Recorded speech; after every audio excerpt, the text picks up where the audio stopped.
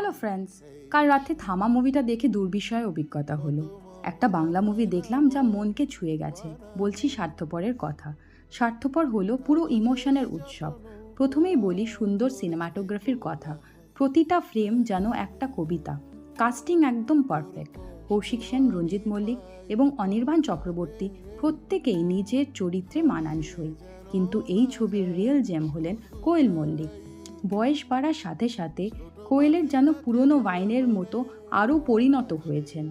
অভিনয় এত স্নিগ্ধ, এত এফর্টলেস, এই পারফরমেন্স আপনাকে মুগ্ধ করবেই। বাকি চরিত্রগুলোও এত রিয়েল, মনে হবে যেন নিজের পরিবারের গল্প দেখছি। চিত্রনাট্য বেশ গোছানো আর মজবুত। রূপঙ্কর এবং লগ্নজিতার আবেগ মাখানো কণ্ঠস্বরে মুভিটা অন্য হাইটে নিয়ে গেছে। কিছু দৃশ্য চরম ইমোশনাল। হলে অনেক অডিয়েন্সকে দেখলাম আনন্দে আর আবেগে কেঁদে ফেলেছেন।